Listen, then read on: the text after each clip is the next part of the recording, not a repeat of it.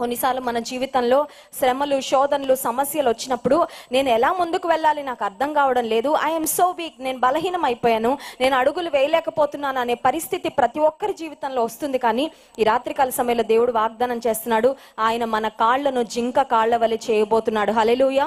అంటే శత్రువు మనల్ని తరుముతున్నప్పుడు, శత్రువు మనకు నష్టం కలగచేయాలని చూస్తున్నప్పుడు, శత్రువు మన ప్రాణాన్ని తీయాలని మనల్ని చేజ్ చేస్తూ ఉన్నప్పుడు దేవుడు మనల్ని కాపాడి పారిపోవడానికి, పరిగెత్తడానికి ఆయన శక్తినిచ్చే దేవుడు.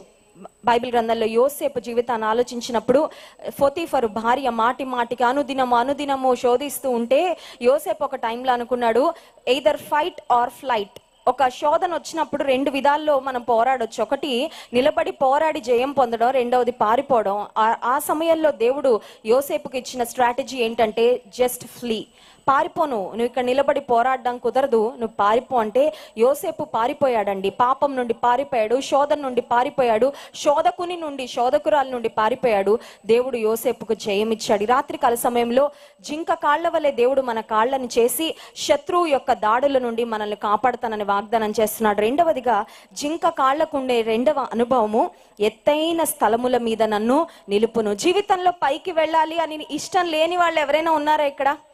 నేను పైకి వెళ్ళకూడదు అనుకుంటున్నానండి, నా జీవితం ఎప్పుడు కిందే ఉండాలనుకుంటున్నాను, ఎప్పుడు ఉన్న దగ్గరే నా జీవితంలో నేను అలాగే ఉండిపోవాలనుకుంటున్నాను అనేవారు ఎవరు ఉండరు. We want progress, we want to grow, we want to go higher. పైకి వెళ్ళాలి, ఉన్నతమైన అనుభవాల్లోకి వెళ్ళాలి, ఈ జాబ్లో ఉంటే ఇంకా బెటర్ జాబ్కి మూవ్ అవ్వాలి, ఇంకా ప్రమోషన్ రావాలి, ఇంకా మంచి పేరు రావాలి, ఇంకా ఉన్నత స్థితికి వెళ్ళాలి అనే ఆశ ప్రతి ఒక్కరికి ఉంటుంది. దేవుడు చేసిన వాగ్దానం ఏంటంటే, నువ్వు ఒకవేళ బలహీనంగా ఉండొచ్చు, నువ్వు ఒకవేళ నీరసించిపోయి ఉండొచ్చు, నువ్వు ఒకవేళ కృంగిపోయి ఉండొచ్చు, కృషించిపోయి ఉండొచ్చు, నా వల్ల కాదు, నాకు శక్తి లేదు అనుకోవచ్చు. కానీ దేవుడు అంటున్నాడు, నిన్ను నేను బలపరుస్తాను, బలహీనతల యందు నా శక్తి నీలో పరిపూర్ణమవుతుందని దేవుడు వాగ్దానం చేస్తున్నాడు. హల్లెలూయా. ఒకవేళ నువ్వు బలహీనంగా ఉంటే ఈ రాత్రికాల సమయంలో, బహుశా మానసికంగా బలహీనంగా ఉండొచ్చు, శారీరకంగా బలహీనంగా ఉండొచ్చు, ఆత్మీయంగా బలహీనంగా ఉండొచ్చు. అడుగు, ప్రభా నీ బలము నాకు ఇవ్వయ్యా. ఈ రాత్రికాల సమయంలో దైవజనుడు దేవుని వాక్యాన్ని అందిస్తూ ఉండగా, దేవుని మాటలు వింటూ ఉండగా మనకు దేవుడు గొప్ప బలాన్ని అనుగ్రహించబోతున్నాడు. దేవుని మాటలు మన హృదయంలో భద్రపరచుకుంట ద్వారా,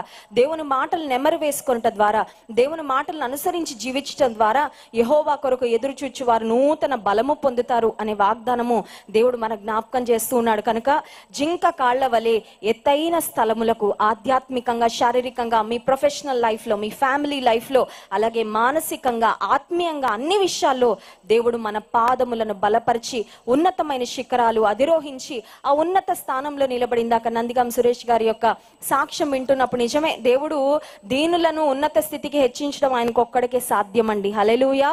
దేవుడు మన జీవితాల్లో కూడా ఆయన అద్భుతాలు చేయగలిగిన దేవుడు. వెళ్ళి రాత్రికాల సమయంలో ఒక దీన స్థితిలో ఈ మీటింగ్కి వచ్చి ఉండొచ్చు. దేవుని గట్టిగా పట్టుకోండి, ఈ వాగ్దానాన్ని నమ్మండి, అడుగుదాం, ప్రభా ఈ వాగ్దానాన్ని నా జీవితంలో నెరవేర్చండి అని. రానున్న రోజుల్లో క్రైస్ట్ టెంపుల్కి వెళ్ళి, లేకపోతే మళ్ళీ సభలు జరిగినప్పుడు వచ్చి, ఒకప్పుడు పోయిన సంవత్సరం నా స్థితి ఇలా ఉందండి, but God has changed my life, దేవుడు నా జీవితాన్ని మార్చాడు, నా పరిస్థితులు మార్చాడు, ఎత్తైన స్థలాల్లో నన్ను నిలబెట్టాడని సాక్ష్యం ఇచ్చినట్లుగా దేవుడు మన జీవితాల్లో అద్భుత కార్యములు జరిగించును గాక. ఆమేన్. దేవుడి కొద్ది మాటలు మన వినికిడిలో దీవించును గాక. ఆమేన్.